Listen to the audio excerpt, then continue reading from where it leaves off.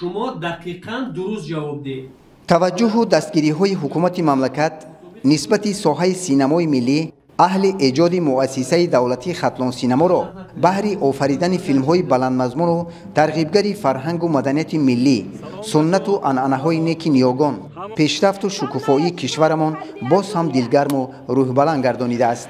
همین است که در نیم ساله سال روان نقشه های ایجادیشان عملی گردیده و برای جنبستی با موفقانه سال جاری مقصد و مرام زیادی را تحریزی نمودند.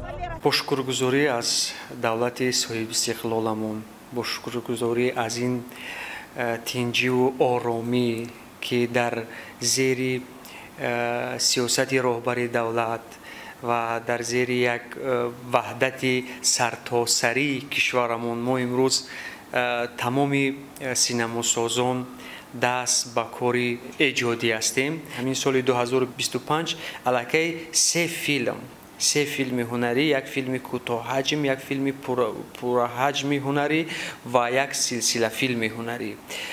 همچنین در برابر این باز کارمندان ایجادی مؤسسه توانستند برای معرفی ارزنده امکانیت‌های اقتصادی و اجتماعی ولایت، برای معرفی ارزنده موضوعهای تاریخی و سیاحی ولایت فیلم‌های حجتی نواربرداری کردیم و این فیلم‌ها با زبان‌های روسی، انگلیسی و تاجیکی با سه زبان آماده شدند. امروز فیلمسازان مؤسسه دولتی خطلان سینما پی روی پرده سینما آوردن سلسله فیلم پیگیر قرار دارند. سلسله فیلم پیگیر از 10 قسم عبارت بوده از رشد و دستاورد مقامات کارهای داخلی کشور در سالهای صاحب استقلالی مملکت نقل می‌کند. به اطلاع فیلمسازان فعلا 4 قسم آن پورا تنظیم و نواربرداری شده. به نوارگیری قسم‌های بعدی روزهای نزدیک آغاز می‌گردند.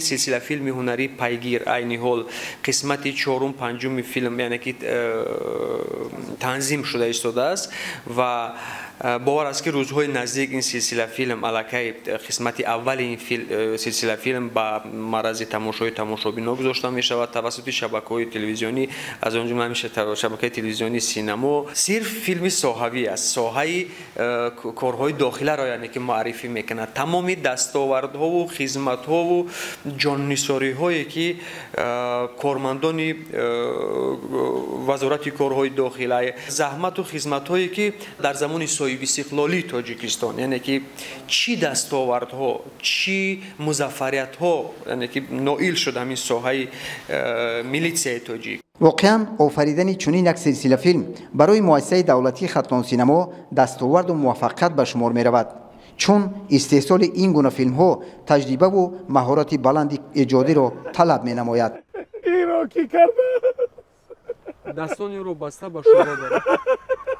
البته امروز تمام کارمندان ایجادی و تکنیکی مؤسسه دولتی خطلان سینما برای دستگیری های پیوسته پیشروی معظم ملت پرزیدنت جمهوری تاجیکستان محترم امامعلی رحمان در سمت کینوی تاجیک میندار هستند از این و انا همین یک روحیه سالم ایجادی به ما میبخشد که ما میتوانیم باز بیش از بیش باز ایجادیات خودمون را صیقل دهیم و فیلمنامه های خوب و دیدنی یعنی که در این مؤسسه آفریده شود توسط همین فیلم توانیم در ترغیب و تشویق ایدئولوژی ملی، در ترغیب و تشویق موضوعهای تاریخی و فرهنگی تاجیکستان عزیز از آن جمله ولایت خطلان یعنی که سهمی مثبت گذاشته توانیم. یادآور می‌شویم که فیلم‌های مرگ سفید، اسرار تقدیر، سهو خیالی، روزنامه‌نگار، فرشته امید، گرداب، ناموس، آرتیست فیلم‌هایی میباشند که گروه ایجادی مؤسسه دولتی خطلان سینما طول فعالیت خویش منظوری تماشابینان گردانیدند.